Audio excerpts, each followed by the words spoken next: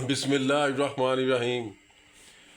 हम लिखने लगे हैं ये पाकिस्तान जिंदाबाद।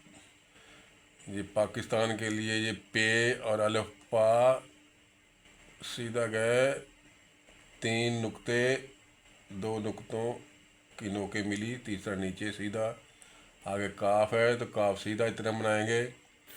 आगे इसमें सीन आ रहा है, 1 2 3 धंधे सीन के, चौथा धंधा ते का बन गया। ठीक है, जिस तरह मैंने पहले बताया हुआ है, ये सीन के तरतीब है, सीन की धंधों की, ये ऊपर ये नीचे।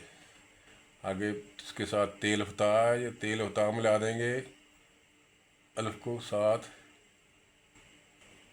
ये काफ है, काफ को साथ मिला दिए, ये पाकिस्तान। नून के लिए गया सीधा अल्फ, यहाँ गुलाई की, नून मुकम्मल हो गया। आगे जिंदाबाद, जे नून दाल, आगे जिंदा हे, आगे बाद बे और अल्फ दाल। ये देखें जी, लिखा गया, मुकम्मल हो गया, पाकिस्तान जिंदाबाद।